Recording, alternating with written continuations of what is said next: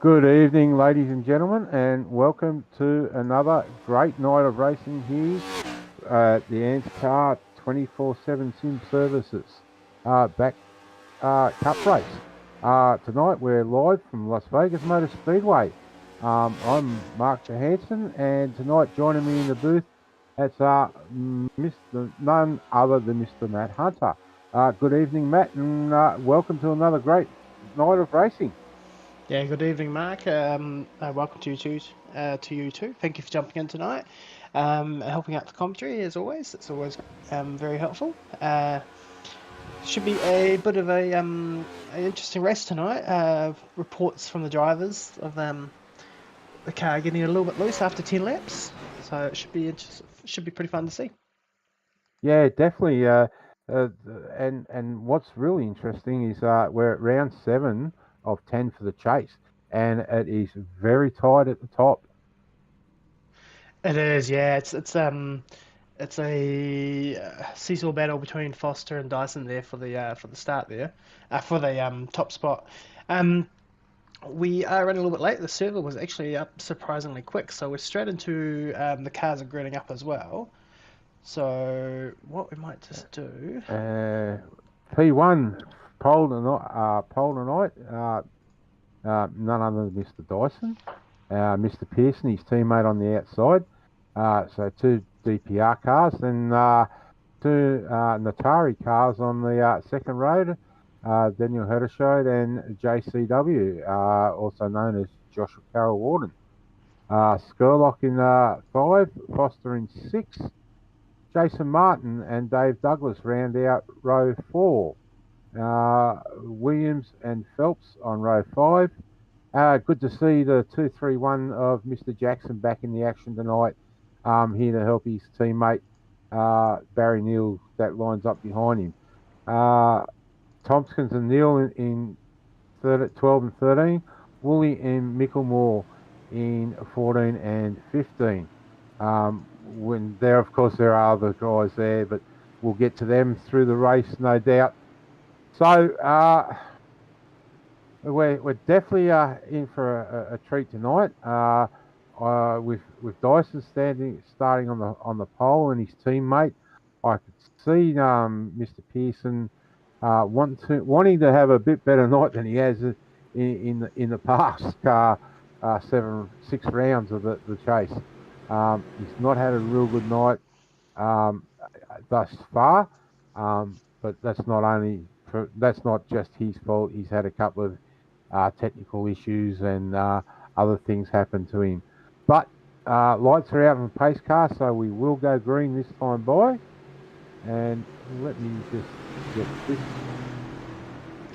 Yeah, a couple of key things to note. Best possible start for the championship for Dyson, putting it on pole position. Not ideal for Foster, be starting from the third row and sixth position there, and so not ideal for him in terms of the championship battle. Number of drivers also looking to have good runs as well, as they are coming around to the restart zone. Dyson may wait. Well, we've got to wait to the green flag, and we're green flag racing. So straight away, Dyson is trying to get that jump, but his teammate on the outside is not doing him any favours, and Daniel Herdeshode is stuck with him. So Neil can't get down onto that low line, but Dyson's not sure on which way he wants to go. So he's got to be careful. If he opens the door like that, Herdeshode will stick his nose up in there, and it's on. Oh, and we've got a spinner in the back. Car 80, I believe that is Noddy Tompkins. Yeah, I saw the 233 snap out to the outside wall. So let's see if we can have a little look and see what's happened there. So I'll just see if we can grab the replay now. So we're just having a look here.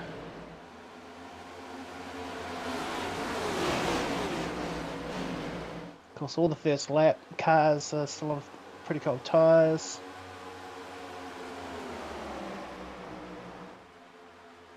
Three wide there, and Let's slow it down a bit here. So Does it look like Oh, it he's looks like might the have? 233. Yeah, he's got loose and he's corrected and he's caught it, but just not enough Yeah, there, and that sent him up and he's collected the 80 car there. let's Uh, hope no great damage for Noddy. no, But the no. 233 car will definitely have a bit of front and rear end damage there.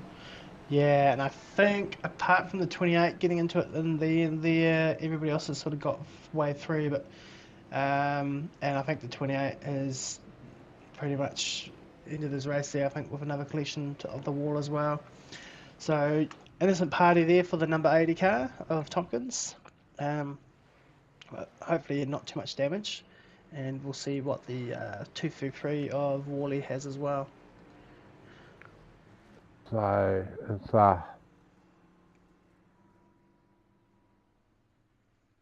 Yeah, Lengthy so pit they stops both there. look like they've taken tyres there. So Yeah, um, and they're also getting damaged, repaired.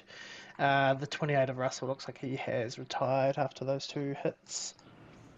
Of course, aero would be quite important, so any sort of damage to the car would certainly hurt it throughout the whole race, and perhaps decided that that wasn't going to do the whole race. Now the car was aero compromised.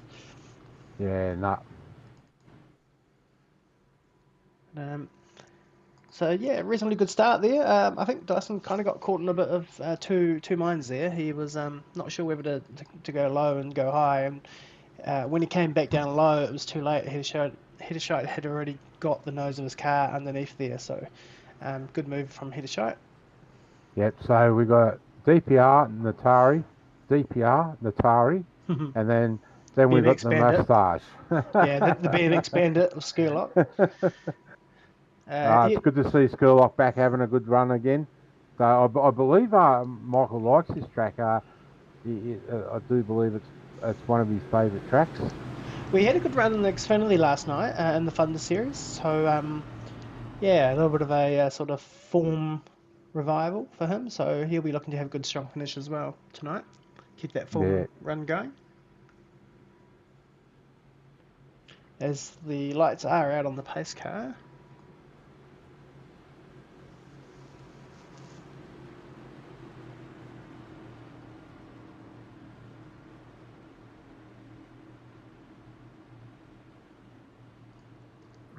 So we've got to get to the Geico restart zone.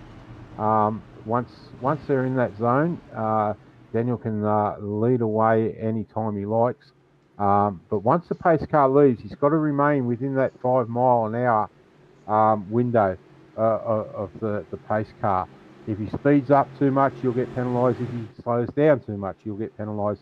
So it's a nice fine line, and he's gotten away great. Nice, good jump there.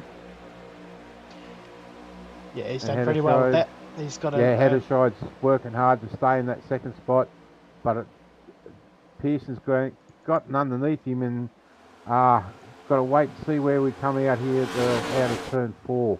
It will be the big thing back down through the tri-oval, Matt. It will be, yeah. Pearson and Heddershot still going side by side, but as Dyson comes up to cover, and Heddershot has cleared Pearson there. So just a few facts on tonight. The race is 130 laps, as you can see on your screen. That equates to 195 mile race, or 318.8 kilometres for these drivers tonight. And Matt, I believe they may get between 55 and 60 laps per tank, and that will open the door for someone to fuel save and possibly do this on one stop if we stay green. It is perhaps a possibility. We're not too sure, but yeah, the information we were given was around about 60 laps. So if you were gonna one stop it, you need to get 65 out of it. So you'd have to be fuel saving pretty hard both stints. And by the look of this, mate, there ain't many people fuel saving in this first stint. No.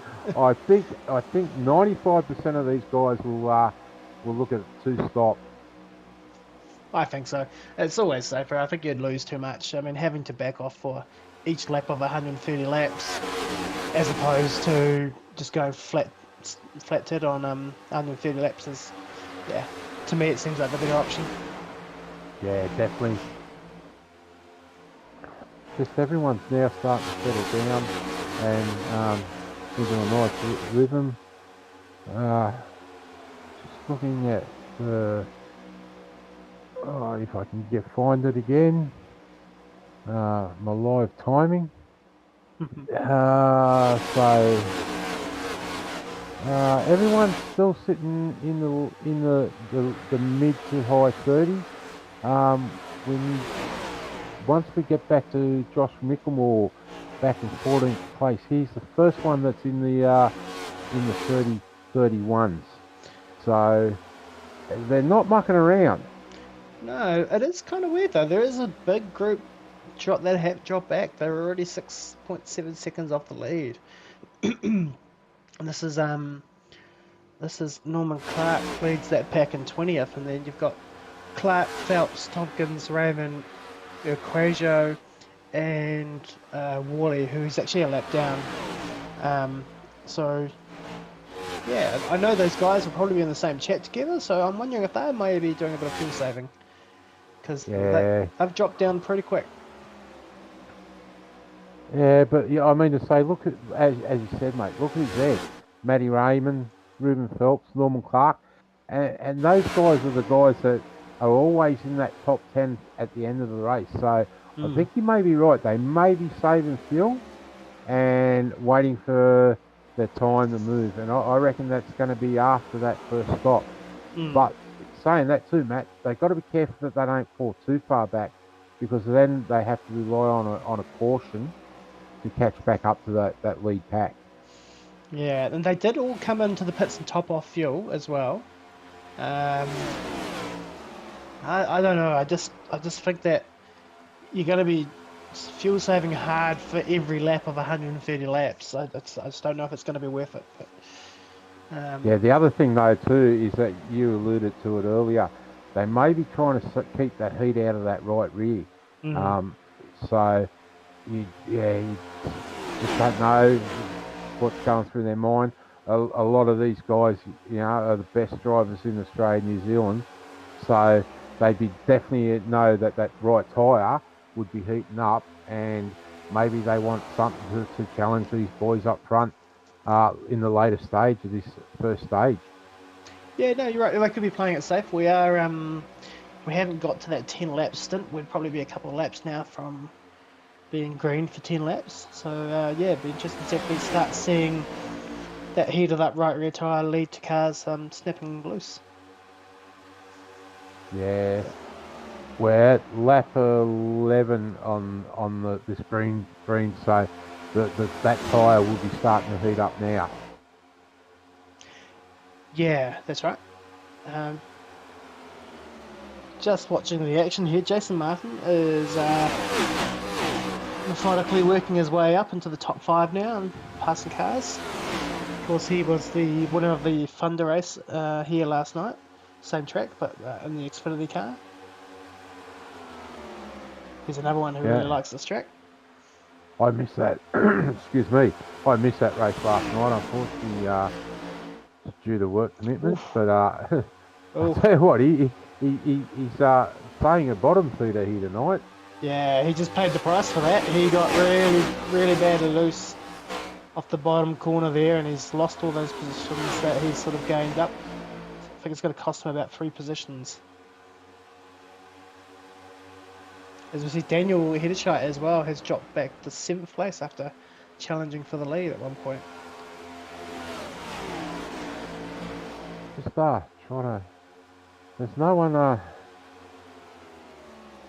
Nobby Tompkins and Jamie Ruben Phelps, they're playing nice together down the back there. And saying that, and the Ruben gets underneath Nobby now.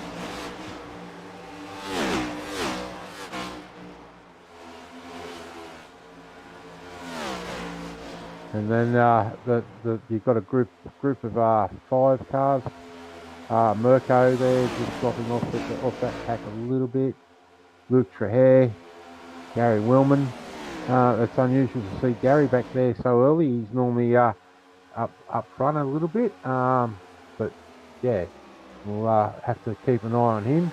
He's been an unfortunate person too through the chase. He's been in the wrong spot at the wrong time on a few nights, and so he'll be looking to end the season on a pretty high. He will be indeed. Yep. Ryan Jones in the M&M's car. It's always a good looking car, no matter what car, what race it's in. Just noticing in the background there are starting to be a few cars that are getting a bit loose off the corner exit. Obviously with those tyres start to play a part now. We see Darren Lobb in the 99 just made the pass to get past Jackson, moving to 10th spot. And Double D's there in 11th, so he's not far out of the 10, and he looks like he's going to get under Jackson. Yep, he's made that move, so that's a good run for Double D. Yes, indeed. And we just have a look back up the front here. So at the front, Dyson is holding that half second gap to Skurlock, who is getting passed by Pearson there in the red car. Pearson's got the work done there. And look at that purple car on the low line. He's definitely moving forward. So that's good to see from Martin. Yeah, we're just slowly working his way up. A little bit of a mistake before, obviously, when he got a little bit too low and it caused the car to kick sideways. But he's recovered from that and slowly working his way up. And yeah, he's leading the 3 of the Natari cars next: the Foster, Carroll Warden, and Heddershite,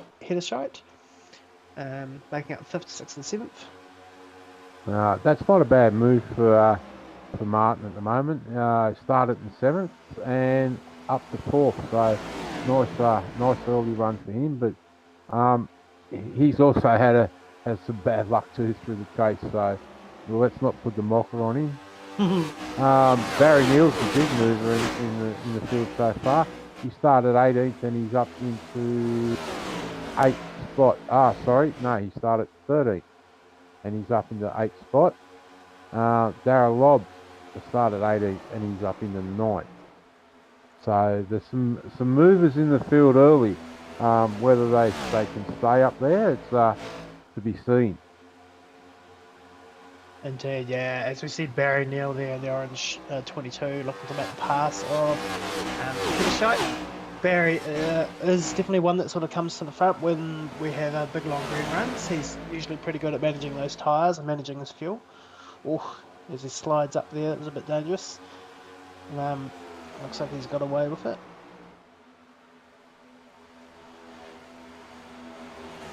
So, JCW getting a bit loose there. Yeah. A bit of sideward action, some speedway driving.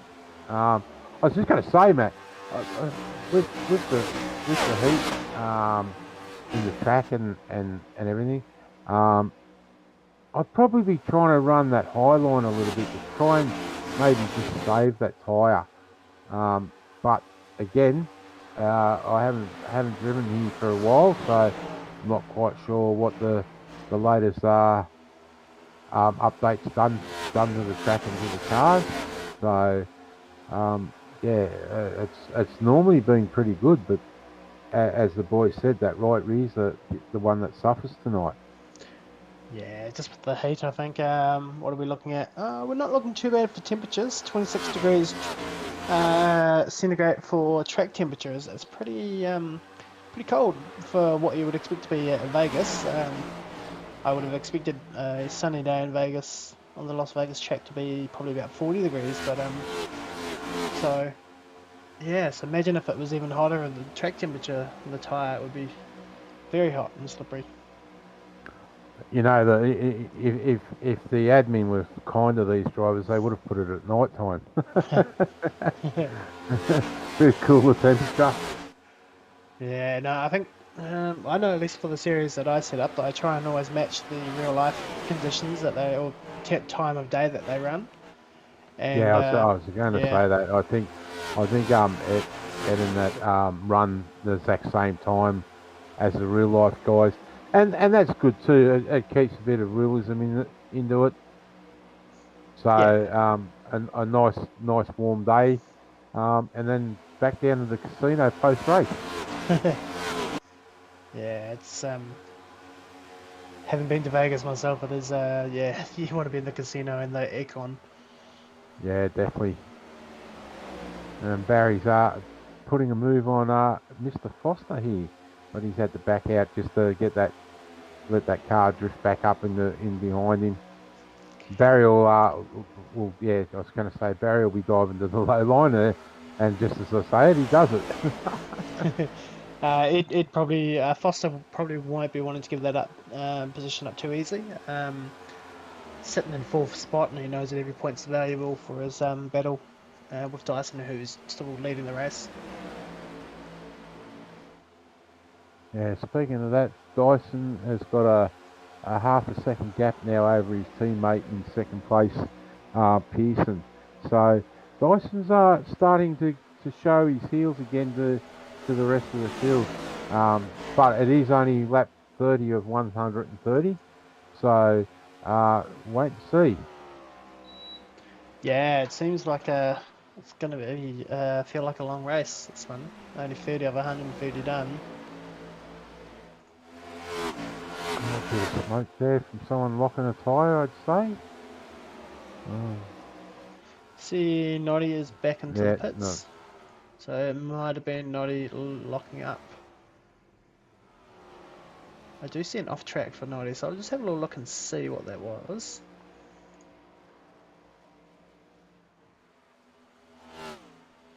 So it's just the replay here. Yeah, just got loose. And he got out of it and brought it back under control, but get back on the track and he gets a bit taily.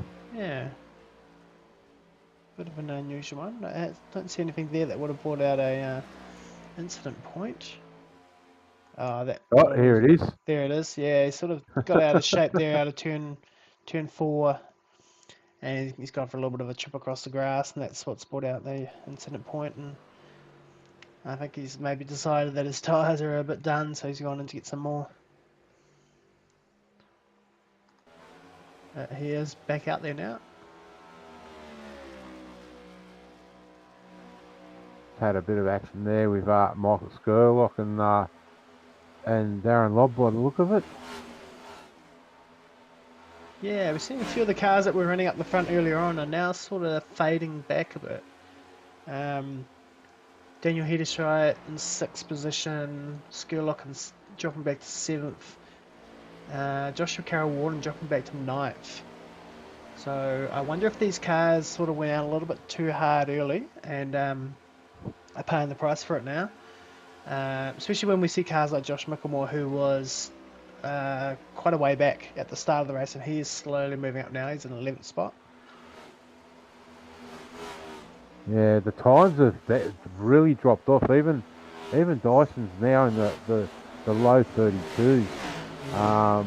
So the fastest car on that last lap was Daniel Herdeshow with a 31.9. So you know, everyone's getting into that 32. So I'd say that tyre is really starting to hurt. Yeah, the drop off of about 1.6 seconds so far, a lap. And of course, that's only so far, and we've only been running green for sort of just over 30 laps. And we see Martin making a move on Pearson up the front for second spot. So, and again he gets down on that bump. There's a bump there, and he just gets that loose, and so he's going to lose 3 spots here. Yeah, it's going to cost him Yeah, quite bad.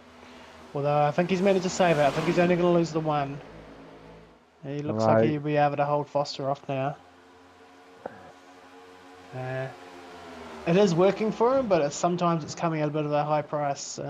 Yeah, he's just getting down that fraction too low, and he's getting over that point of that where the two lines meet there, and there is a bump there, where it dips away, for the pit entry.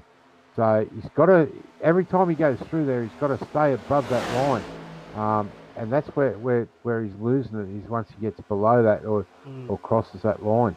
Looks like it is going to cost him those 3 positions. I think he's sort of Yep. decided he's just going to ease out of it a little bit and drop back in behind Foster and Hedershite. And the big loser here is Double D. He's back down in 17th spot now. I believe he's had a spin. I am showing an incident point for Double D, so let's have a little look. I see an incident for Jones There as well. it is. It's on the grass there. So it would have been just before that, Matt. Just before that? Yeah, he's going across there. So I think he's come out of turn 4. Yeah, he's just kicked sideways out of turn 4. There's the incident point he would have picked up for going across the grass. We'll have to have a chat about him and ask him to get a bit of originality to him, not copying Nobby. Well, I think we're gonna have a little look and see. I think Ryan Jones collected the incident point as well, so I'm just gonna have a look and see. But I would imagine it's probably similar. Probably coming off turn 4, got loose and had to take a bit of a quick trip through the grass. I'll just see if we can find it.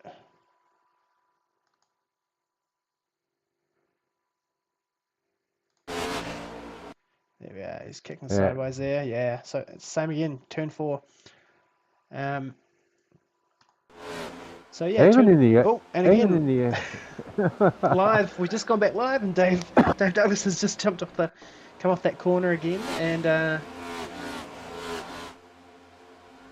so we're really starting to see turn 4 catching people out. Even the old Gen car, Gen 6 car, Vegas was always a little bit risky there, with the turn 4. So it's so it'd be a bit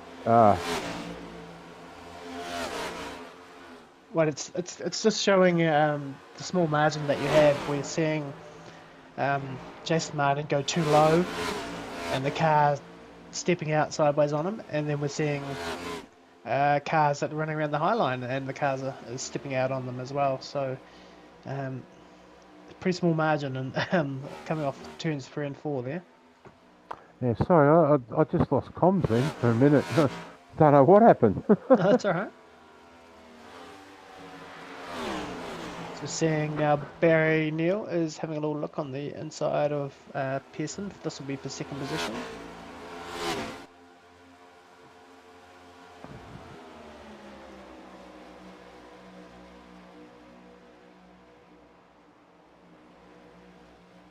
Barry's done exceptional well, and touch wood, we haven't put the mocker on him. The last thing I want to do is do that to him. So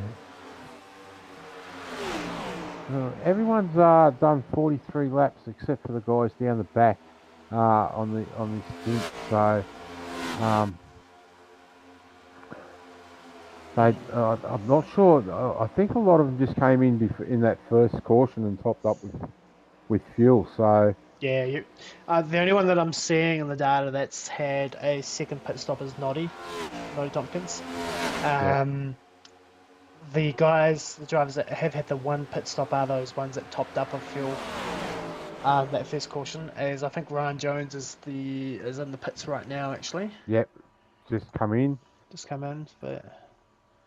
So he's taking rights. Yep. And I would say he is one of the ones that's two stopping.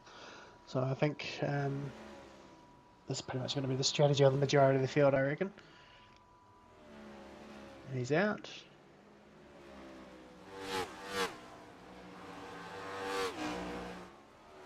Mirko's car's sitting there in the pits. And while we're having a look at that, Barry Neal has managed to get past Neil Pearson. and he is now looking to get past, I believe that's the 90 car of Nigel Patton, I think, who is currently showing us 2 laps down. Nigel's done the right thing and moved up track there. So we'll see probably in turns 3 and 4 that Barry will get past him. As we saw a big moment there for Pearson in the 9 car, just snapped loose there, but once again showing good car control and caught it going up the hill. But that means that Martin's going to have a run. Oh, it's Martin, and then Martin gets loose on that low line again. So then Pearson goes back past. Someone send him a telegram, will you? It must be getting frustrating for him, that's for sure. Like he's moving forward and he's going to make these passes, and then he gets on that low line and it just kicks out of it and he loses those positions. He has to do it all again.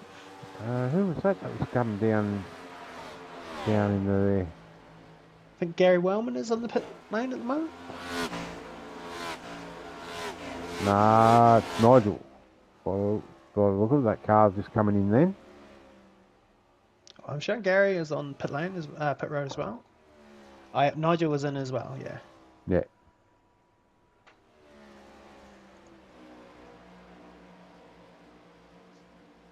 And Nigel has obviously had an issue because he's taken it behind the wall, and that's his night done. Yeah, I think he was struggling a bit. I think he was 2 laps down and he hadn't pitted yet, so I think he might have had a bit of an off track. Foster's on pit lane. Foster is in pit lane. We'll keep an eye on this because he is second place in the championship behind Dyson. So just see how this strategy plays out for him. Oh, he sniffed his box a bit. Had to put it in reverse.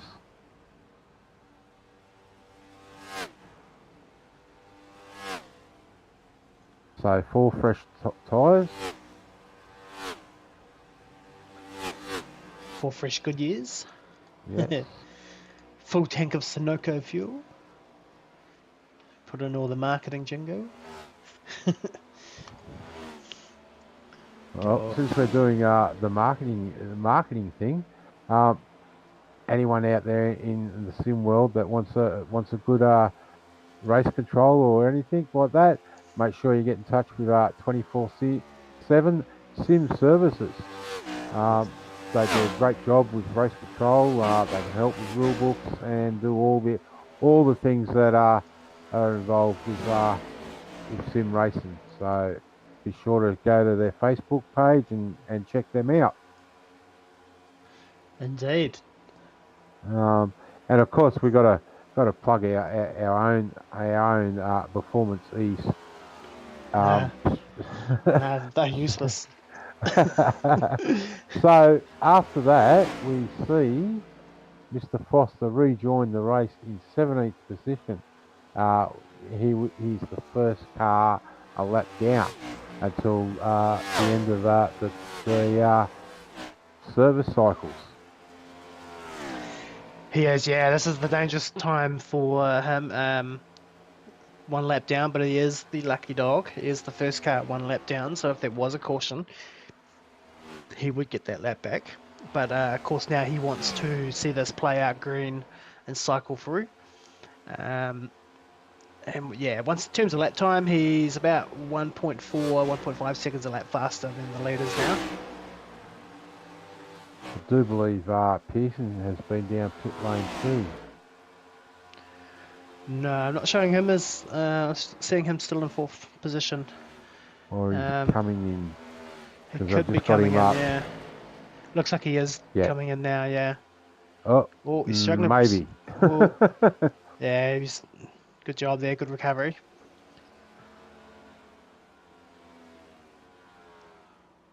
Yeah, I'm just having a look at see who the first of our pit stop guys are, and then Ruben Phelps in the 11th position is the first car that had a pit stop, but I think that, I know that's because he was one of the ones who topped up with fuel at that first caution. Yeah, definitely.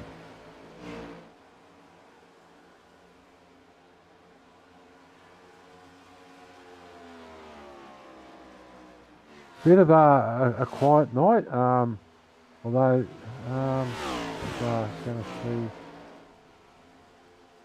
what we can find through the field to have a look at. Jason Martin is in this lap. Just heard over the race comms. Yep. No, there's plenty of good sort of battles going on through the field, and there's Darren Lobbers in the pits now as well. Yeah, Jason Martin's hit pit lane as well. We'll just keep an eye on Jason as well.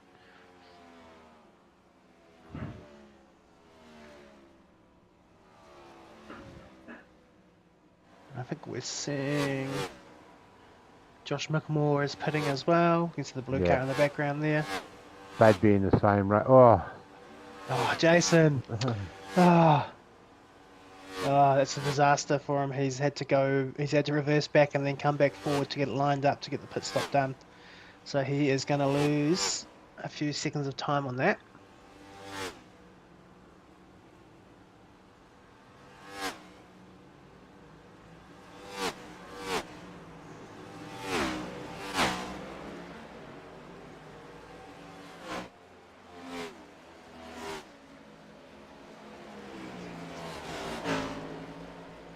So back up the front still, we've got Dyson there is now 1.2 seconds clear of Barry Neal in second position. 2 orange cars up the front. Then we have sorry mate, I was just going to say, just looking at that, we've also looked like transit through pit lane for Jason then was 47 seconds. So that's from pit entry to pit exit. So that is so 7 seconds longer than anyone else. Yeah. So compared to his teammate, Micklemore in the blue car that we saw behind, he lost 7 seconds to the blue car. So that having to reverse back and then getting it lined up, and that looks like it cost him about that 7 seconds of time. And so we've got Dyson, Neal, and Head of Shield, Williams, Luke Trahere, Paul Jackson, all still to pit, and they're shut. I believe they got fuel at first stop. So they're showing 60 laps on this stint. So. Yep. So Phelps in 7th, and that's going to cost him. That's Phelps. That was Phelps having an issue there. Once again, we'll have a look at that. But coming off turn 4, looked like he was able to catch it, but not quite.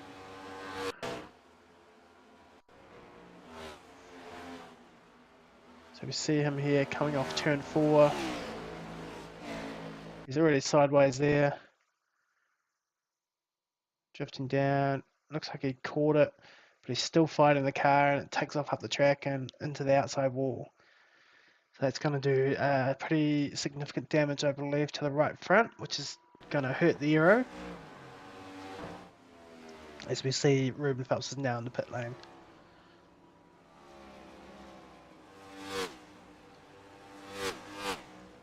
And as we were saying earlier, Matt, with Dave Douglas, he's back up to 8. Jamie Nankervis in 9th, and Storman Norman Clark is now up into 10th spot. And I believe that is that's Noddy Tompkins behind him, just being passed by Ed there. Yeah, we can see the difference with those fresh tyres. Yeah, that 53 is flying through them. So once these cars up in front take their pit stop, we will see the 53 out front leading.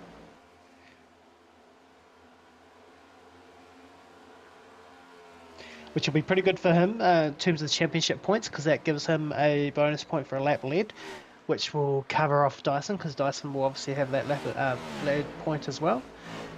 Dyson has taken his pit and come back out, currently running 15th position. So we'll look to see him fly through the field as well.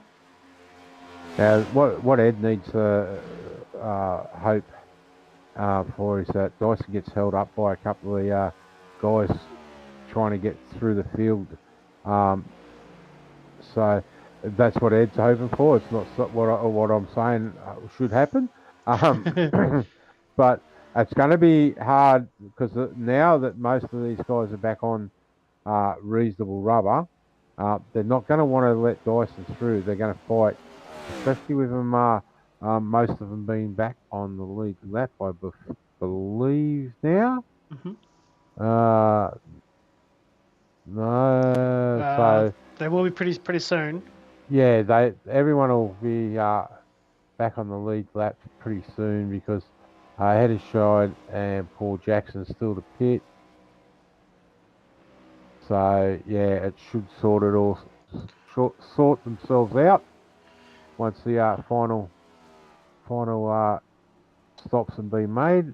Speaking of Heddershide, he's in pit road and for the service. As is Paul Jackson. Yep. So this is going to complete the cycle of pit stop runs, and we'll see Foster take over the lead there. Now, interesting enough that all these guys are pitting on lap 65. Now, they've obviously had a few laps run under caution. Are they looking at making this one to the end now from here? I can't see everyone making it though to the end. Those guys that have stopped early and took on fuel, maybe, but I don't know, mate. Yeah, I'm curious to see because I mean that's 65 to 66 laps for them, but they had a number of laps running behind the pace car, saving fuel. So either they're really confident that they can make the 65 laps, or I don't know. But then we've got the bulk of the field doing a two-stop strategy. So now the issue is going to be is that we can't even jump on board in the cockpit to have a look and see a fuel gauge because there ain't no fuel gauge. So it's definitely going to be interesting. I guess if we see someone peel in at 120, we definitely know that they can't make it on the fuel. Yeah. Yep. And just having a little bit of a look at the timing and stuff. They are spread out a little bit, so it's going to be hard to find a drafting partner to sit behind and save fuel. I know that the teammates will be working and talking to each other, trying to join up. There may even be some enemies trying to work together to get back to get the draft again.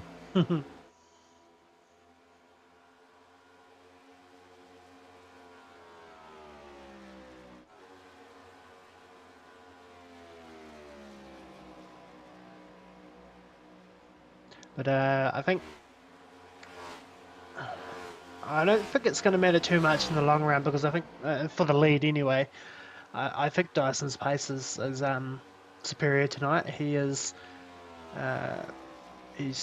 lapping at about a second a lap faster at the moment, and he's less than 6 seconds away. So I would expect in the next 10 laps or so that he will be right up there and probably possibly taking over the lead.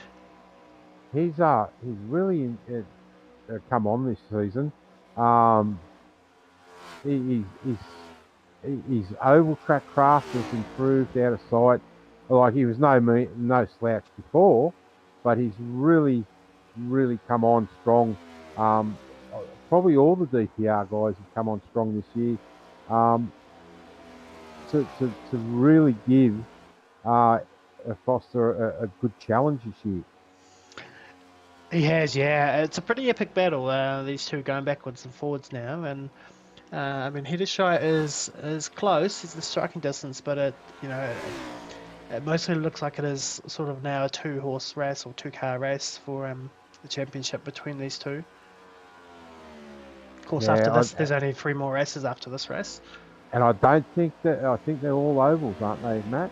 So we'll have Homestead next week, which is always a great track because we usually always see multi multi-groove racing, but of course, I don't know if we've done a race at Homestead this year already in this car, but hopefully this car hasn't ruined Homestead too much.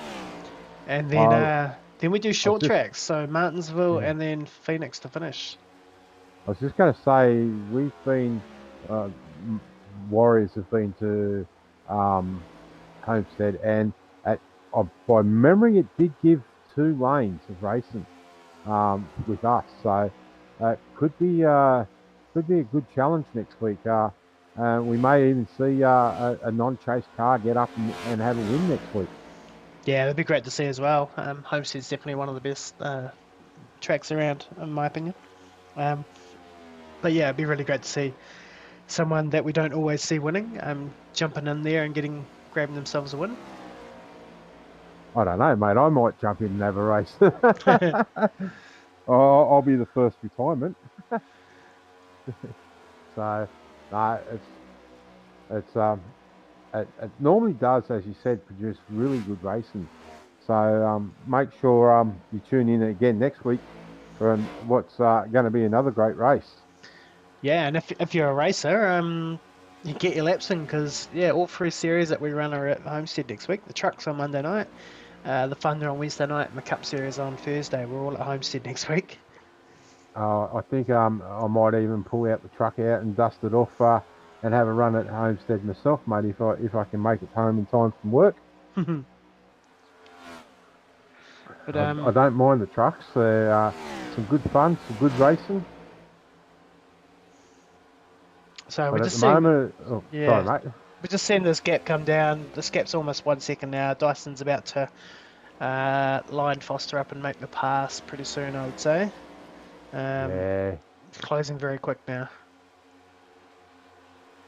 Foster's on lap 27 on this stint, and Foster's only Dyson's on lap 16. So yeah, big tyre difference. But we see the Mitch boys teamed up and working well together there. That's another DPR car. That's Worley, who is 2 laps down currently. He's on even fresher tyres. So look he's on 10 lap old tyres, so Worley's a bit faster than these cars here. So at the moment we've got 14 cars on the lead lap. The first car that's down is Mr. Jackson in the 231 car. So not a return to racing that Paul would like himself to have, to be 1 lap down, and I know he'll be working hard to try and get that lap back. Top 15's not a bad position to be, but we're just seeing Dyson here make the pass. Foster's not going to fight this one. 2 different strategies, no point fighting it. Oh, and we've got a lot of smoke there. Smoke, yeah. We've got a caution. And that looks like Luke, is it? Luke Trahir, possibly? Yeah, yes. Luke Trahir's car is sideways there. Alright, let's have a look and see. By the looks of those tyre marks, he's got loose coming out of 2, and it's just turned around on him. Well, I can see Gary Wellman's towed, I think. So Gary Wellman's also showing an incident point. So let's just see what's happened here. I think he might be part of this as well, but I'm not sure how.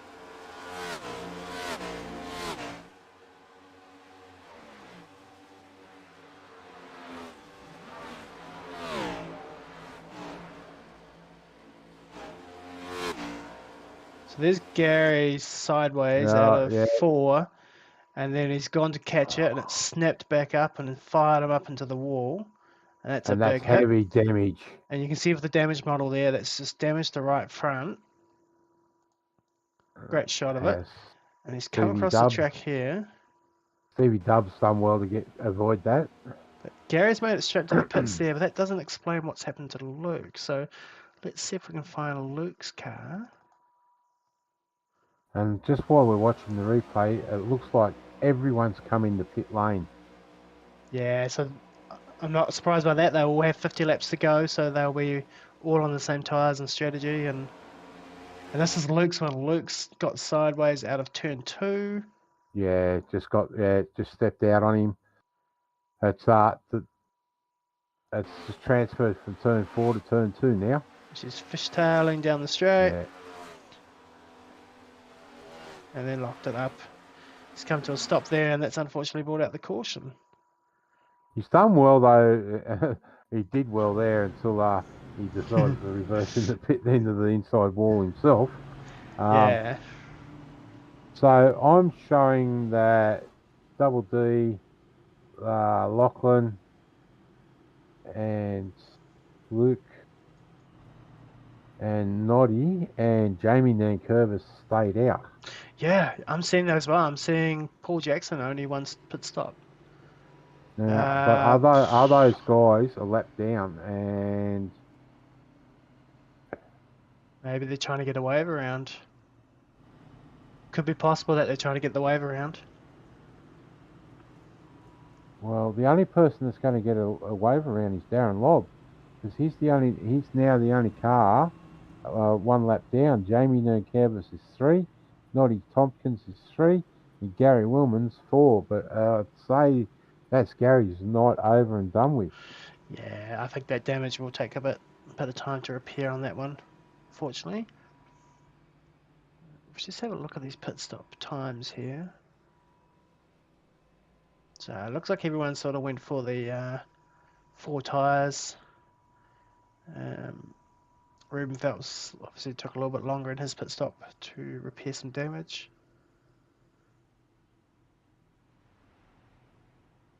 Just watching Paul Jackson there. 4 tyres for Paul. And away.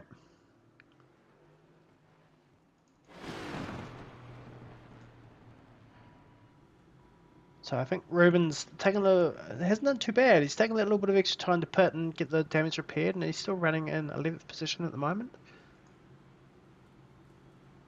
It's not a bad recovery from that little hit into the wall. Yeah, no, that's really good. So obviously it hasn't been extensive damage, but just bad enough that he does need to get those couple of pit stops in to get the repairs done.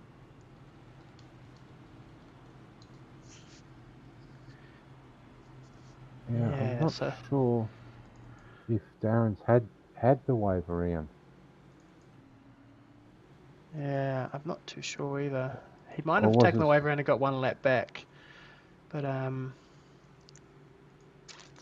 yeah, I mean, he's still 1 lap down and he's in the pits now. Yeah. So I'm not sure what's happened there. But now we've got everybody essentially is all on the same strategy. They've all got fuel to the end. They've all got a fresh set of tyres. They're going to have, 46 laps to go. So, yeah, no need to fuel save now. It's going to be flat out to the end. Great sprint race to the end. But we're looking, as the lights are out on the pace car, we got 2 DPR cars on the 3 DPR car. Oh no, sorry, 2 on the inside lane, and Ed Foster's there by himself. His closest teammate is 4 rows back. Yeah, and I'd imagine Dyson and Pearson will be in the same chat, and Dyson will call when he's going. So expect to see the 41 and the 9 get a pretty good synchronized start on the restart.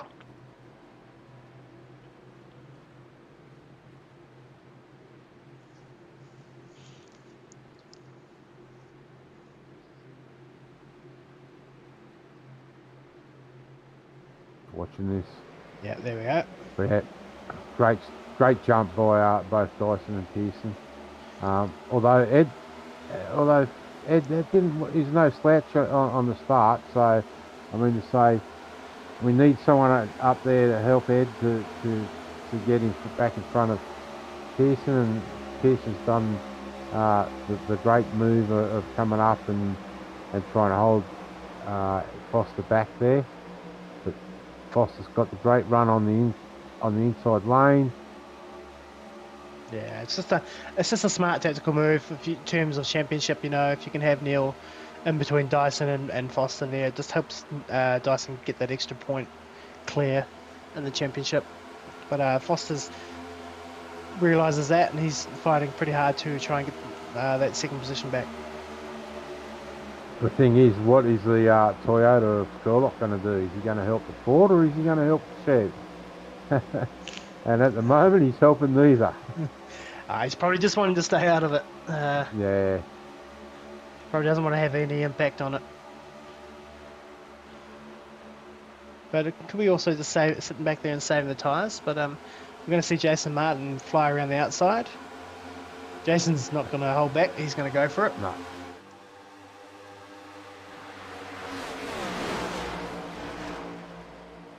So fan out the turn there. As you said, mate, it's a flat out sprint, and it's a matter of who's going to help who. Yeah. And we've got JCW and Hodeshide trying to work their way up to give Ed some assistance, but they are trying all the different lines, and it's just not working for them. You've seen there JCW down below that first white line, and ladies and gentlemen, you can go below that first white line.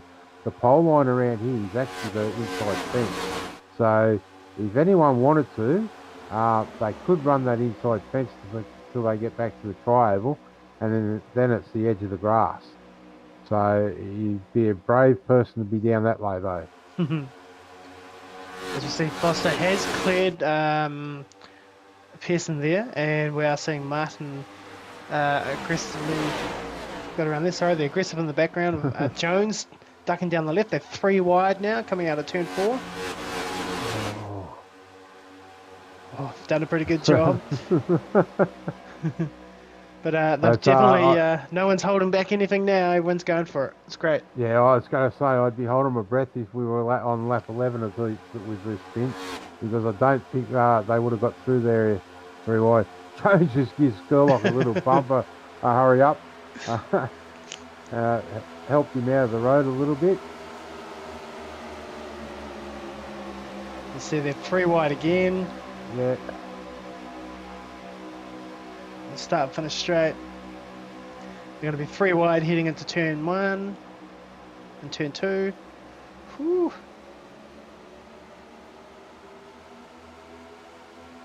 Oh, there's a bit of contact rubbing. Oh, hold on to it. Done well there. Just got that little bit too close to the side draft, and it's pushed you down into the low line. Yeah, nice recovery there. Good job holding onto the cars from both those 2 drivers there.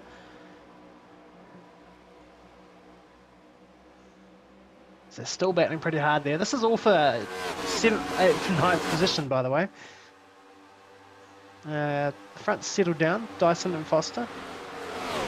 Status quo up there, really. Jason Martin in 3rd, Neil Pearson 4th, and Barry Neal hounding on the back of Pearson there for the 4th spot. And if my memory serves me right, I believe Barry has won a chase round this year. Has he not? He did, yeah. A few weeks ago, he managed to pick up the win. Yeah. So I know he'd be keen for another win to round out the last 3 weeks of the season. So. Yeah, Barry was able to win Kansas, which That's was right. five races ago. Yeah. I mean, to say he's on the sprint races, he's fantastic. He can just get that car working fantastically. And Pearson looks like he may have saved a little bit, but I was just going to say that maybe that tyre's starting to hurt already for him, because he ain't the quickest car out there at the moment. No, but in saying that, he is now trying to make the move back past Martin for 3rd. I don't know, he might be just pacing. I mean, the 46 lap run is a long run to the end. You do still need to keep an eye on those tyres and look after them. Yeah, definitely. So he might have just been holding back a bit just to save those tyres.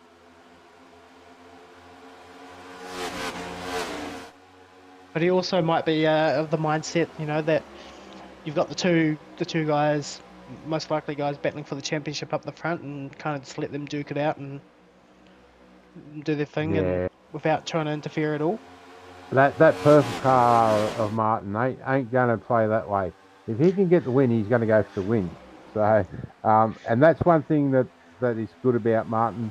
But he'll race those two guys hard and clean. So, I Yeah. mean, so there won't be any bumping, intentionally bumping, or anything like that. So, it's good. And just looking at these times, the they're almost identical. The last lap for Dyson was a 30.9, and Foster was a 31 Flat.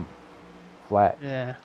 and Martin was a 30.9. So um, actually, he was quicker than Dyson on that last lap. And Barry Neal was again quicker than both of them with a 30.8. So we're in for a ding dong battle here towards the last stages. And I'd say if there's another caution, you're going to see those guys probably dive in and grab tyres again. Dave Double D there on the low line below that line. I don't know Dave, what happened to him. he's got Oh, massive he's got damage on the damage. right front, so let's have a look and see. I am showing incident points for him, so we're just going to have a look and see if we can work out what happened.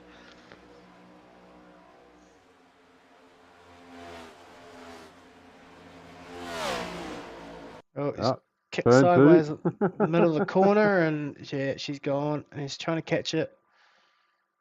And Darren Lobb's come up and done a good job of getting past. Well, I don't know if that's the one that's actually brought it, the incident point. But, he's got no damage there, so I'd say it's he's loose here again. yeah, This is this will be looking it, Matt. worse. Yeah, and she Yeah, snapped back and boom into the wall, and that's your right front damage. And that front wheel is not rolling anymore, so that is no, locked. So that is definitely damaged. And it's happened in the worst place possible because you have to do a full lap before you can get back to the pit lane. But he's in the pit lane now.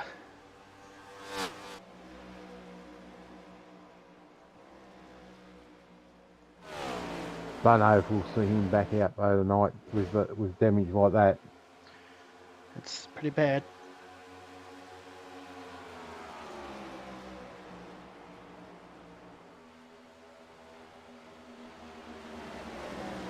Just see if we can jump down the field a little bit, just check in on people and see how they're all going.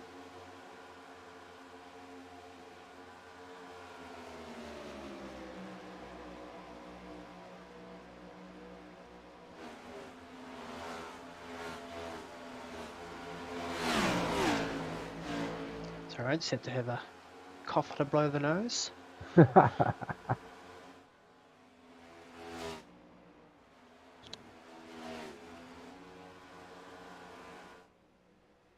I'll tell you what though, Matt. One thing I do like about ANZCAR is that the range of cars. You've got a lot more Toyotas running here than I've seen in a lot of leagues. A good mix of Fords, with the Natari boys all running Fords, and again, of course, the Chevs is the choice car. Well, with this new car, I know I certainly don't like the new Toyota. It's not the prettiest looking one out of the three. I know Natari were Chevy the last couple of years, and part of the reason why they decided to go to Ford was to give that variety, so that we did have some Fords running up the front. Otherwise, we would have just had Chevys all the way through. But we've got Pearson having another go at Martin, and he's got the job done there. So nice job. Oh, something happened there between Neil and Martin, and I think they sort of both had to check up, and that's just Josh Micklemore's just gone, cheers boys, and just gone straight through. Barry's carrying, well, look at it, a little bit of damage on that left front. So, oh no, it's that black stripe that he's got down there. That's I was just going to say, it looks like a little bit of damage there, but. Oh, see, as we see more smoke off turn 4. Showing Ryan Jones might have had an issue, but let's have a look.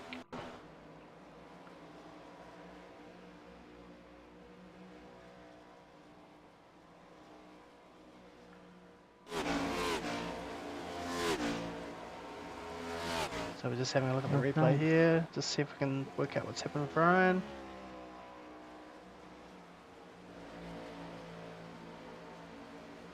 Nothing there. Okay, not sure what's happened there, but... Oh, he's into the wall at the moment. Well, we'll just quickly have a look at that then. It's the second time tonight I've been on somebody looking at replay. We've come back live just as they've been doing, or having a bit of an issue. So we can see he's up in the high line here. Oh. Let's have a look back at that, because I missed that. Yeah, he's just come in high, probably carrying a little bit too much speed, and the car's just snapped, and he's tried to correct it, and it's just snapped back to the right.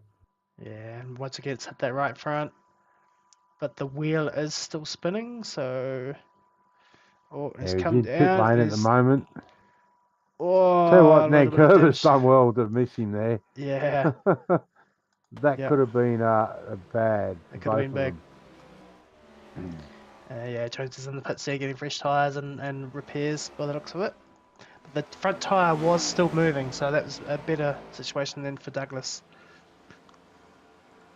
I'll tell you one person that's worked his way back in is Peter Show. He's now back up on the back of the Mitch boys. So his second stint, late in the second stint, he's starting to pay off a little bit for him. So that's good. And what I'm seeing at the front as well is Pearson is now closing back up to the 2 cars in front. So I think he has saved those tyres and is now closing back up and running about a tenth of a second faster than the 2 cars in front of him, who are running pretty much identical times. Yeah, one of them's quicker one lap, and then like Dyson will be quick one lap, then Foster will be quick the next. It's quite amazing to look at the timing chart at the moment. You've got the top 6, with the exception of Pearson, who's about a tenth or 2 faster.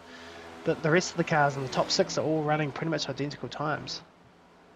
Around the 32 flat. Yeah, definitely. Yep.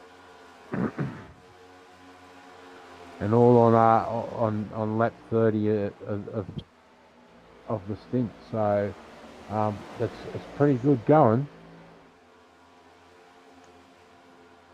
We've still got 20 laps to go.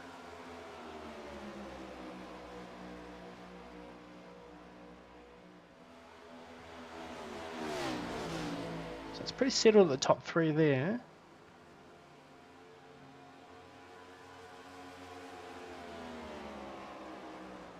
I'm just looking at Nobby. He looks like he's coming down pit lane again. He's definitely not had a great night compared to some of the other weeks he's in the chase that he's had. He's been pretty consistent, but obviously he struggled here tonight. So there's always next week for him. Mm-hmm. Ryan Jones is still parked in pit lane. So yeah, might have required repairs after that wreck there. We have seen a few retirements now. Dave Douglas, Lecture here, Gary Wellman, Nigel Patton, and obviously Russell was out early. But still 19 cars circulating. Yeah, nice little battle between JCW and Skurlock. That was side by side for a lap and a half then. Mm-hmm. And just as we're going back to the live action, Skurlock's got the job done. We can see Phelps have a little bit of a look on the inside of JCW.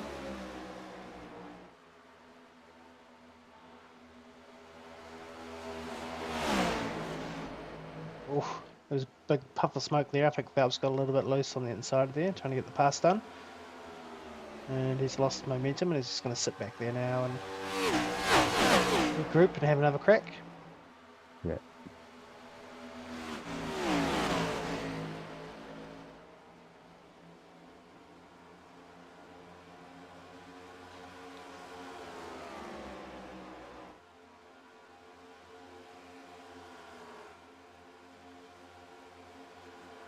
So the battle's on again for 5th, 6th and 7th. These three are not going to give up on each other, are they? No.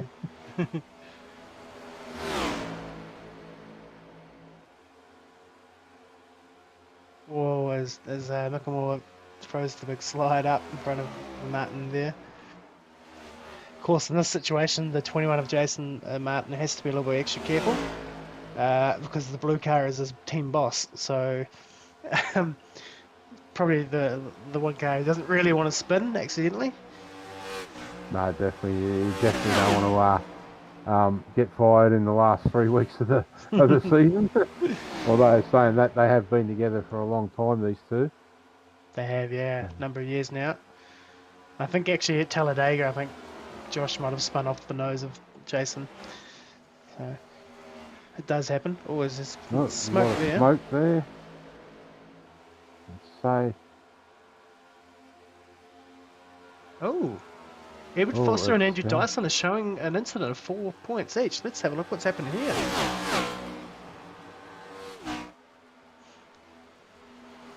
So this is for the lead of the race. Just watching the replay. So Foster's gone to make the pass on the inside. Oh, and then there's been contact. Oh, and they've both managed to recover the cars.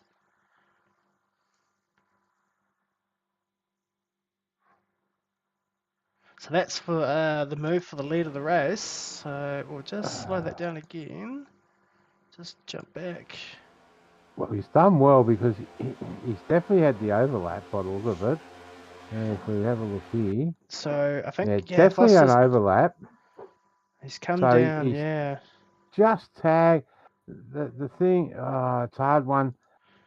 Has Dyson moved down to try and block it as he's got the overlap, but he's tagged him there, and like a lot of times, he's been able to help him straighten it back up by touching that front. Yeah, I'd say racing incident. Let's go on and have a race. But yeah, that's my view. It's not for me to call, but it's up to the race admin post race to have a look at that and see if there's any foul done. Indeed, but, indeed. So what? I know that both of them have just said the tyres are fairly hot, so I say they're both struggling, and we might actually see Pearson take this one away from both of them. I think he's in a good position to do it. He's managed to get past both of them now, obviously after that, and I think he's sitting pretty here now. But there's an orange car back there in fourth, number 22. So this is going to definitely change things up. No surprise really to see Dyson catch that because he's very good at drifting. So it was probably just a regular day's drifting for him then to catch that.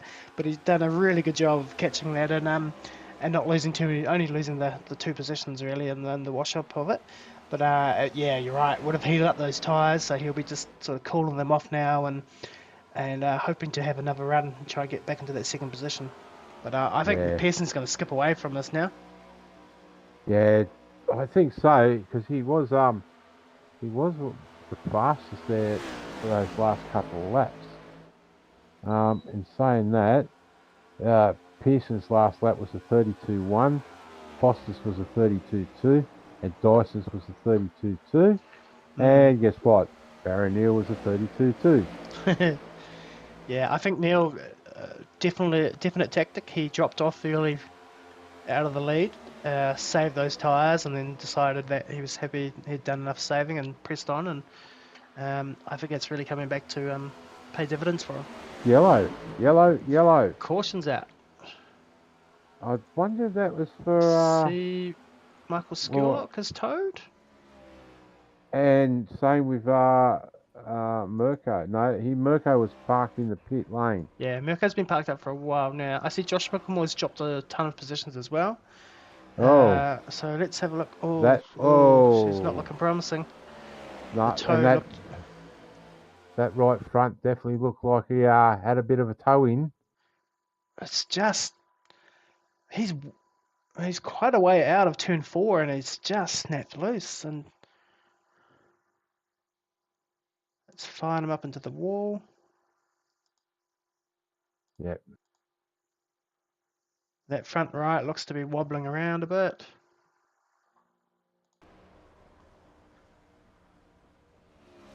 He's come to a stop there. Yeah, that right front does not look connected. No, that's definitely not over. No, and let's see if we can grab some more camera shots of this. It was very weird. It was very late in the corner that he's lost it and snapped loose. So I'll just get you to keep an eye on the pits, Mark, and see if anybody's coming in for the pits, because I imagine... Yep, everyone. Yep. Foster, Pearson, Dyson, Neil, Micklemore, they're all in. Just climb at that wall. I'd say he's probably done damage to the right rear as well. Wooly stayed out. But by the look of it, everyone else is in. So just jump back live now. See if we can see everyone in pit lane. They're all getting 4 tyres, so this is going to make it really interesting. Oh wow, Daniel Herdeschild is the first off pit lane. Oh, he's taken 2 tyres. That pit stop time, his stationary time in the box is 9.3 seconds, which means that says to me he's taken 2 tyres. Yeah, I'd say so. Just wait for the standings to update here. We should see here, show it. Yeah, that pit stop time, stationary time of 9.28 seconds, compared to everybody else with the 14.8, 15 second mark. That says to me it's 2 tyres. Right side tyres only. Yeah, definitely. So, big, bold move, big roll of the dice. I think it's now what he's got to be careful of with only those 2 tyres is that the car doesn't actually spin up on him. No. And turning. I think it's a good move. I think we're going to see everybody on 4 tyres. It looks pretty... The field looks pretty even. It's going to be less than 5 laps to go. So everyone's going to be really super aggressive. I don't think we've seen the last cautions. I think we might see another caution. And I think Dan might, if he can just do enough to hold that position with the couple of restarts and possibly at least one more caution, I reckon, he might be able to grab this one. Quite possibly, mate. Quite possible. It's normally Foster that we see make the bold move like that. It is, yeah, but I think Foster and Dyson are they kind of painted into a box. They've got to play it safe. They can't roll the dice or do a Hail Mary, because if it goes wrong, it's just going to knock them out of the championship. It's going to hurt them big. So I'm not surprised that Foster and Dyson would be covering each other off, pretty much doing what the other one's going to be doing and playing it safe. Yeah. The thing, although we've got to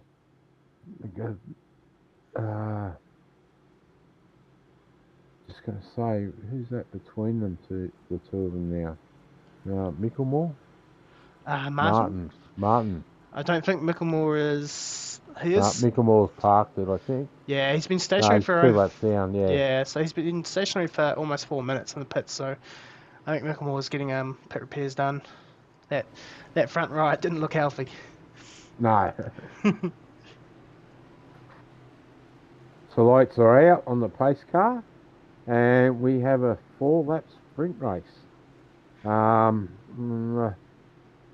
It'll be 3 laps, I think. Yeah, it'd be 3 laps. Be green, then the white. Is it a green white checker? I'm not sure. I'm not sure if No, it's not yet. No. not yet. If we get another caution, it'll be green white checker, which will be a 2-lap Yes. shootout. And then Unless we get to the white lap, the last lap, and then it's all over Red Rover. Indeed. So lights are out, so the pace car will be in this time by. And again, we got the 2 teammates there in 1 and 3. So They need to communicate this restart and coordinate it well and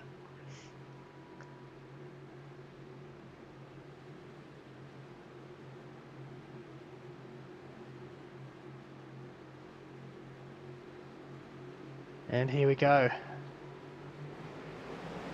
And they've done a really good job of that. Look at that. Yeah, that is fantastic restart. That's almost as good as the 41 and the 9 in the previous restart. 53 is going to clear.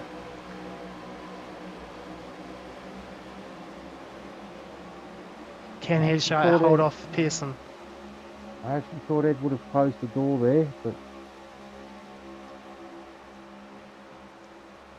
now I know if Ed can't win, he'll push Daniel to the lead. So He will, yeah. push Daniel to the win.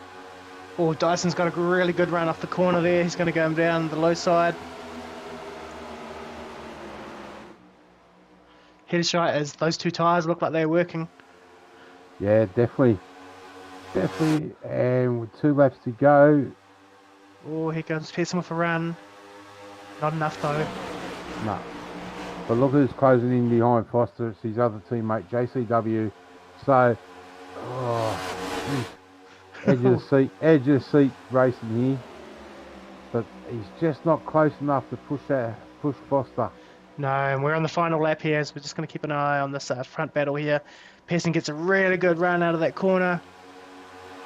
Is he going to have the momentum to get down the straight here? There's side drafting, there's a bit of blocking.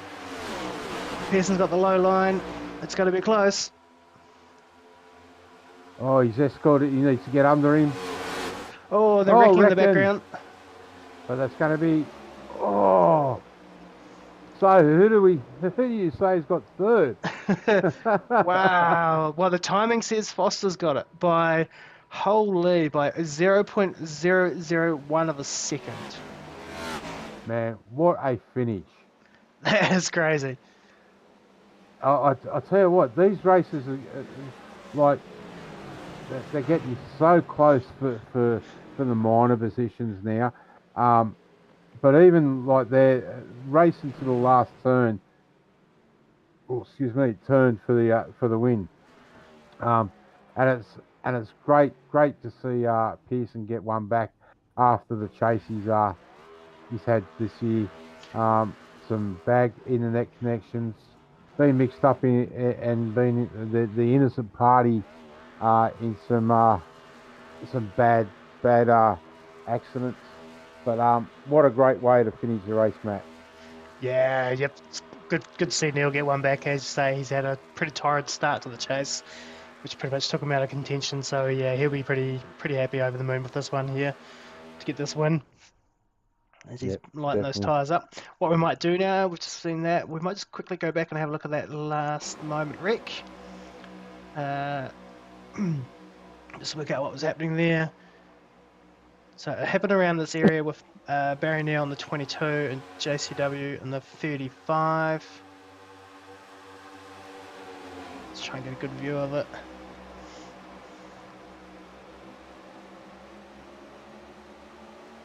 I think Barry's just sort of come up the track there. Yeah, I think just hard racing, just giving it everything he can on the last corner, and he's just slid up the track there, and unfortunately that's led to contact with 35. And still going, and they're done. Barry finishes the race backwards. At least it wasn't like the truck race on Monday night. We had two trucks across the line airborne.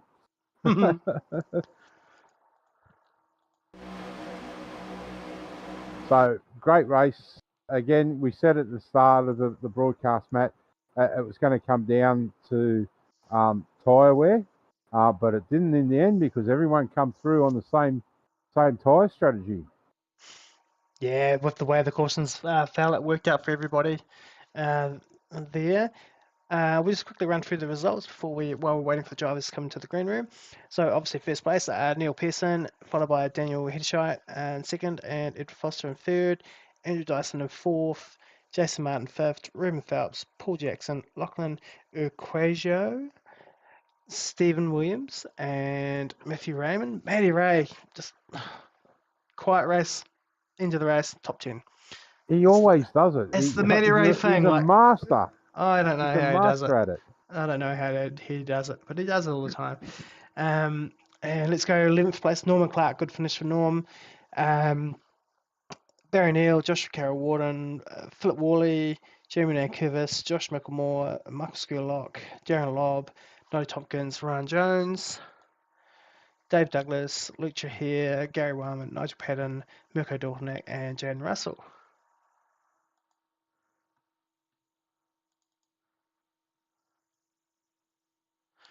So, let's see. Are you right to do the interviews, Mark? Do you want me to? Yeah, mate. Yep. I'll drag. Let's grab our third place finisher up. Mr. Foster, congratulations on third place, mate. What a way to finish a great race at Las Vegas. Was that a good race or what?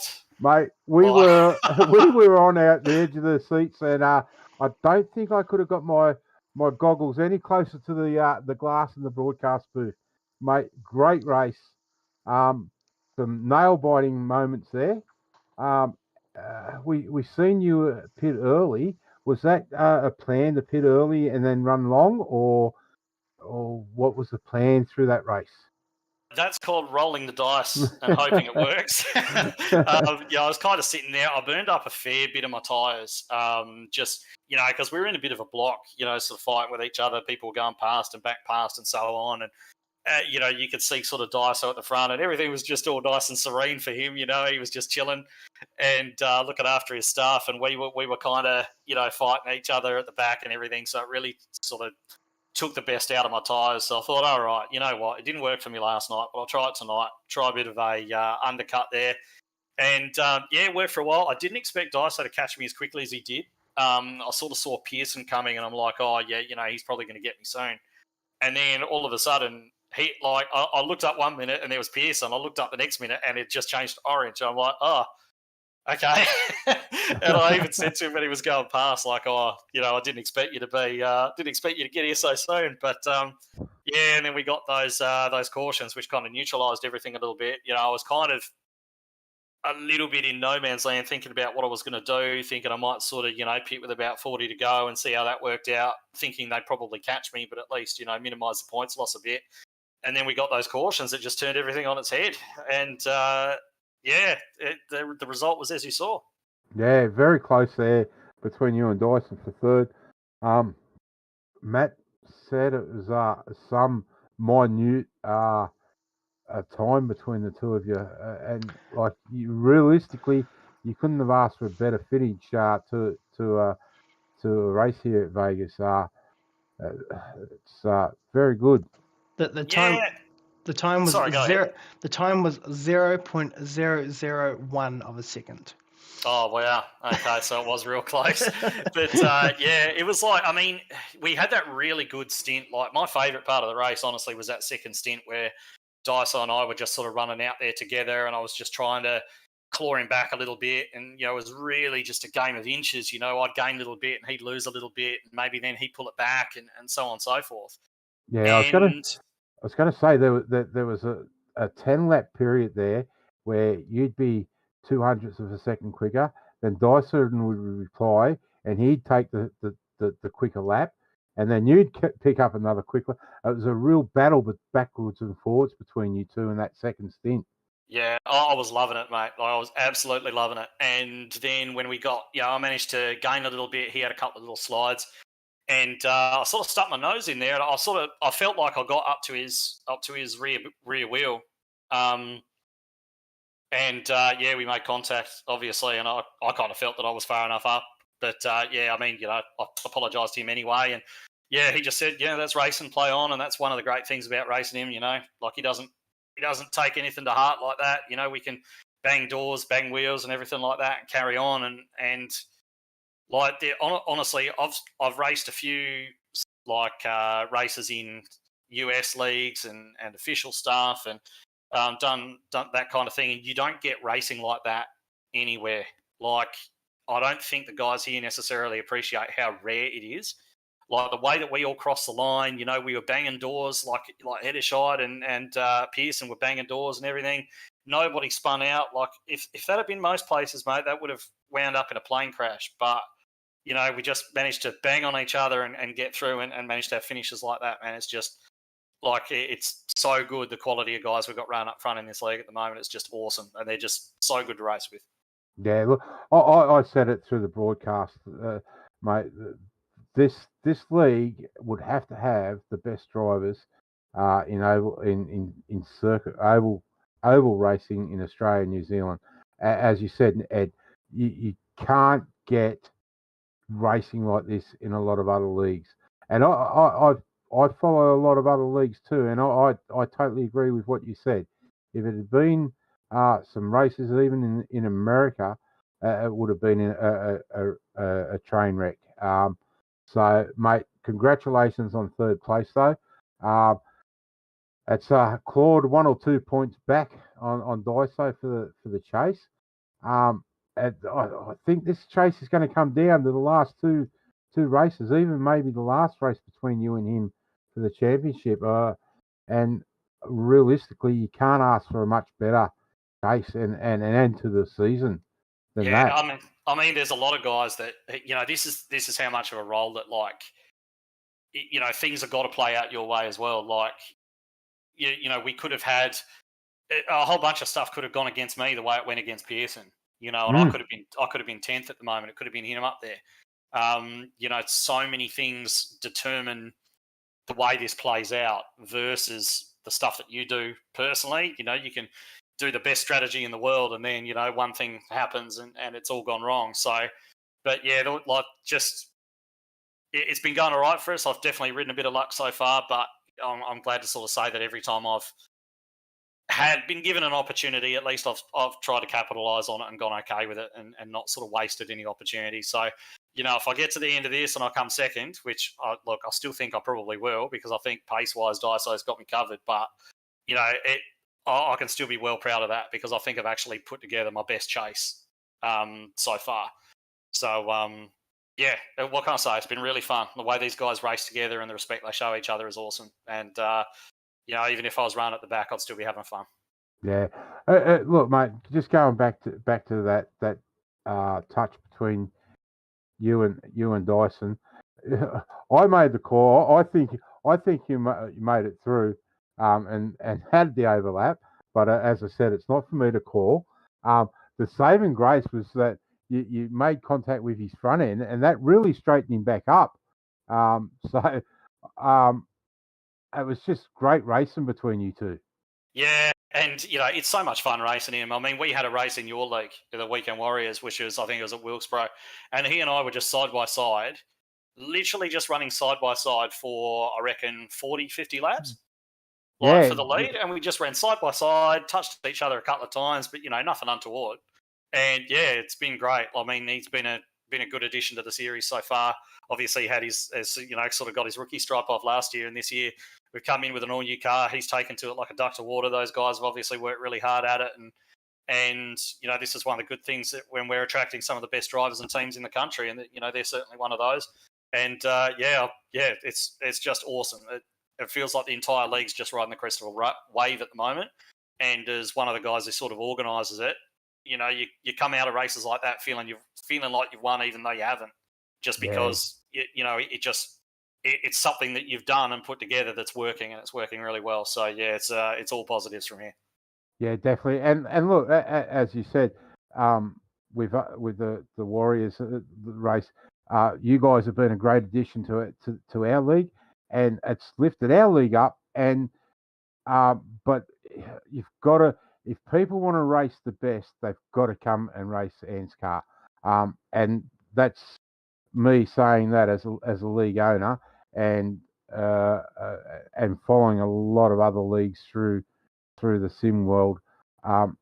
You've got to come race this. This should be where you're aiming to come race. So yeah, well done, Ed, and your admin team. Yeah, thanks a lot, man. It's going to be even bigger and better next year. Like we've got a couple of really exciting things in the works next year. So yeah, it's gonna make it even better. So yeah, it's going to be great. Watch this space. Yeah, I've heard a few things, and I'm not saying a word because I'm not going to let the cat out of the bag for you. But before we let you go, mate, again, congratulations on the third place. Very close third place. And love to sponsors and supporters, mate. Yeah, of course, AJD and Fully Flawed, my team sponsors. But yeah, congratulations to Dan Heddershide as well. He's really getting his stuff together at the end of the year and really turning into a force, which is exactly why I signed him, because I sort of predicted that once he got acquainted with everything, he would be. And yeah, he's certainly not disappointing me.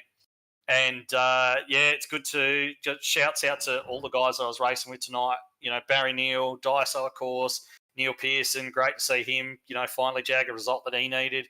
Jason Martin as well. I was around for a bit. Skirley. You know, like they've just been. They were all awesome. Everybody races with their head screwed on. It's just it's really good fun.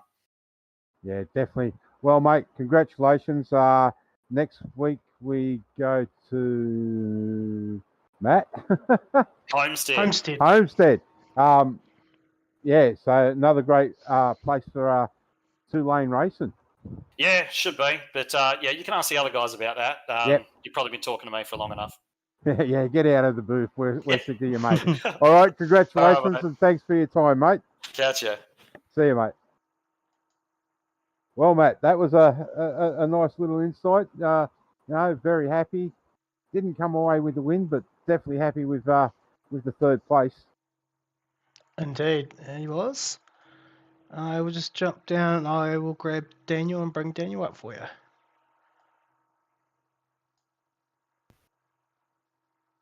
Hey, Daniel. Yep. Hey, guys. Mate, what a way to finish a race. How close was that result for you?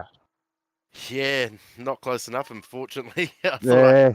I knew it was a big punt taking only 2 tyres, but it looked like going into that last lap that I had it. But unfortunately, yeah, Neil just had a better last lap and got the better of me. Yeah, some good racing, some nice side drafting there in those last couple of laps. He pushed you up and you pushed him down. We just had Ed saying great racing from everyone there tonight. Yeah, it just didn't pay off for you, those 2 tyres. Yeah, I wouldn't say that. I think before that caution came out, I think I was sitting at about 7th. So, I mean, it boosted me to 2nd and pretty much as close to a win as you'll get. I think I was about a couple mil too high coming out of 2 where Neil got the overlap on me. And yeah, once he got that, it was going to be pretty hard to keep him behind me with those, because the first couple laps on that restart, the tyres were fine, but then I think the insides got back up to temp and it got really snappy. So it was hard to keep the car straight around the corners. Yeah, definitely. Great racing. Next week we go to New Hampshire. Sorry, not Homestead, I think. Homestead.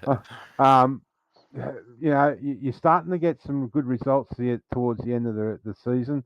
Unfortunately, a little bit too late to really. Oh no, you're in 3rd in the chase, I think, by memory. So you're definitely up there for the still challenging Ed and Dyson for that the chase win. Yeah, I'm just hoping those two start to race each other a bit harder and start to make a bit of a mess of it. I mean, it's going to take some bad results for me to jump them. Like, be realistic about it. I'll stay there and put my nose in where I can and try and beat them. But yeah, like I say, they're going to have to start racing each other hard. And obviously tonight they kept it clean, so yeah, I think it'll be a big ask to take the championship. But I mean, I'm still in there with a chance, and I won't complain for my first full season of ANZCAR. Well, I was going to say you can't complain too. It's two Natari guys up there and really battling for the championship. So what are your plans? I know you kind of sort of can't really program for next week, but what are you looking for out of next week's race? Do you like the track? Or have you got a set strategy that you want to go into the race with? To be honest, I can hardly even remember the track, so I'm going to have to do a lot of practice laps this week to try and get my head around it and see if it's a track that suits me or not. I don't know when the last time I raced there, or like I'm still relatively new to the oval, so I don't know every oval track. So I guess we'll see. I'll do a fair bit of practice this week and see if I can get my head around the track, get my head around the car, the tyres, and yeah, just go from there, I guess. Yeah. Well, it's black and it's round. All right. That's a good help. Thanks. Well, mate, congratulations on second place. Before we let you go, love and shout out to your sponsors and supporters, mate. Yeah, Ed's probably shout out to the sponsors, but AJD Group and Fully Flawed, thanks for being with us all year.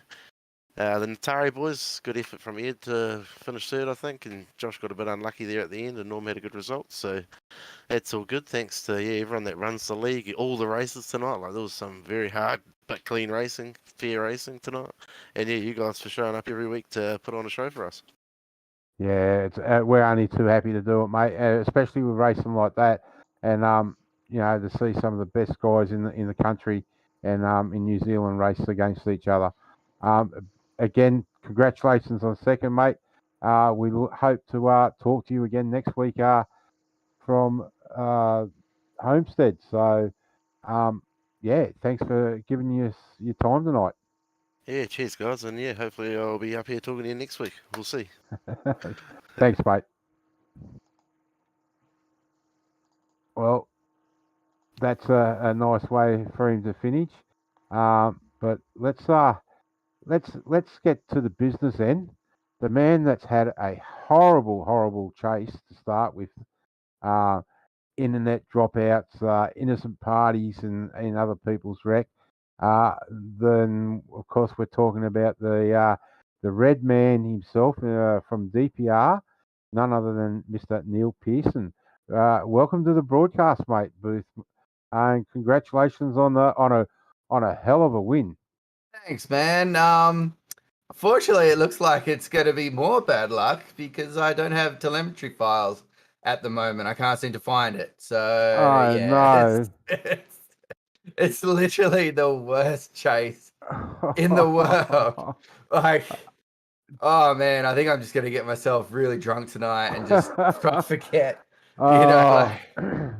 Just for people wondering what he's talking about. Post race, the drivers, top three drivers, need to submit the telemetry, and unfortunately, by the sounds of it, Neil can't find his file.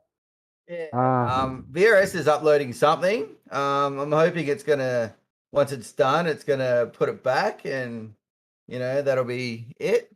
But I'm not liking my luck because there's not much actually in the telemetry folder. Oh, mate, that is such bad luck. Oh, so anyway, mate, it was a great race. You started up front and you dropped back in that first stint, and then you come back through that second stint, and then everything just changed with those last couple of cautions. Yeah. I in the first stint, I just abused the tires a bit too much, because I hadn't done a practice run, so I just overshot him a bit. And then second stint, I managed to bring him back. It's a balancing game, do you save your stuff early or do you go hard? And and managed to get the car into control for the second stint. And, I managed to claw Ed and Daiso back, with like 10 laps to go before that caution came out. And I was going to hopefully have a go at passing Ed, but then he went for Daiso. And yeah, then through their mess, I managed to get them both. And I was holding on. I was seriously holding on, just do whatever you can, just to keep Ed behind me, just so he didn't get those win bonus points. And I think, I managed to do that. It was hard work, and the car was pretty terrible with the left rear and the right rear wearing massively. But it sure makes for a fun car to drive, and like the product of the racing, it really makes it way more fun rather than having the front right, like melt. I guess I prefer it this way. Mate, was there any option? Were you considering just the 2 tires at that last stop, or was it always going to be the 4? Always going to be the 4. When Daniel had that lap speed, I was shocked. I was like, oh. So especially like when Ed, so they got the jump on me on the restart. So going into 1, I saw Ed go high because I figured, that would be the place to be because Daniel would not be able to get through the corner. But some reason, so I just went low simply because what's the point of following Ed? That was my whole theory. I'm not going to follow him. Just do something different. And then Daniel managed to, keep the momentum up. And so I got Ed, and then, and then going on the final lap, Daniel didn't get the momentum as well as me through turn 1 and 2. And I just touched his left rear just like a millimeter on the exit of 2. And then he was trying to crowd me down the backstretch, and I was like, nah, I'm staying here. And then, so I just drove it as hard as I could since we were level, and just hip and shouldered my way through and took it. Yeah, we were talking about that. Good close rubbing, and that's NASCAR. It's racing in this world, leaning on each other.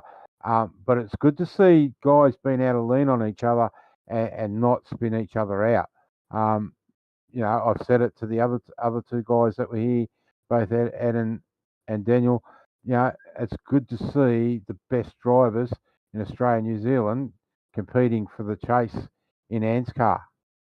Yeah, it's really good being able to lean on each other. I think it all depends on where you lean on someone. I mean, if you lean on them on the left rear and you're right front, it's not going to work too well. But we're side by side entering 3, so I was able to just lean on him that bit harder and get through it. Yeah, definitely, mate. Well, great. Let's hope you can find your telemetry and you do come away with the race win. But before we let you go, mate, New Hampshire next week. Homestead next week. Bit of a different track to here. Yeah, it's an interesting track because you got all the banking on each lane is massively different, so you really feel it. So it's gonna be fun. I always enjoy that track, and I think last year did pretty well. So just basically, I'm here just to try back up Daiso as much as I can and help him get that championship. Yeah. Well, mate, congratulations. Before we let you go, love the sponsors and supporters. Just you guys for the stream. It's gonna be fun to watch those the whole race back later.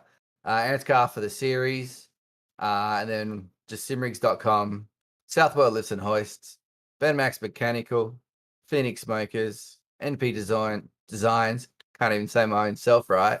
And full credit to the guys. It was my teammates. We had a pretty good race. Dice and I, up the front, just having fun, and it's what it's all about.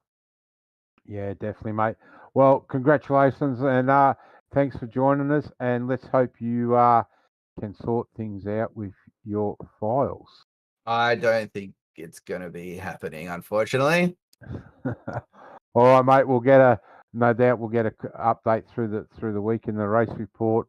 But thanks so very much for an entertaining race tonight. No worries. I'll do my best. All right. Thanks, Neil. Thanks for your time. No worries. You have a good one. Yeah. Well, Matt, not the way he would want to finish the race. What Yeah, can we say? yeah, exactly. Yeah, so we'll have to see what happens there, unfortunately. But yeah. Yeah. Well, ladies and gentlemen, we hope you enjoyed tonight's race.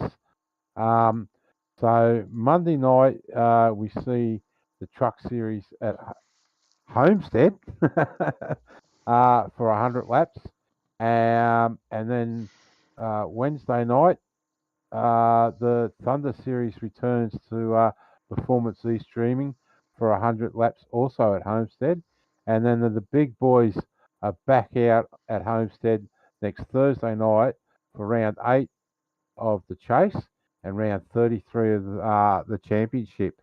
And it really is coming down to the wire. Who is going to take the Chase and the Championship this year? We've got 1 of 3 drivers, and my prediction is, Matt, it's going to go right down the last round. I think so as well. I think, I mean, even in the wash up tonight, I think Dyson might get the same amount of points as Foster, or maybe one more, just from leading the most laps, perhaps. But then Foster finished a position ahead, so he gains that 1 point back. So they both led a lap. Yeah, it's close. It's going to be continuing to be close, and I think it's going to be really close to the end. Yeah, definitely. Well, ladies and gentlemen, it's that time of night. The race is done. We're all still sweating and trying to calm down. Be sure to come back and join us next Wednesday night for the Thunder, because that series is also heating up with some of the way the races have been finishing. And then again next Thursday night for the 24/7 Sim Services ANZAC Cup, live from Homestead, Miami. So all I've left to do now is say thanks for tuning in.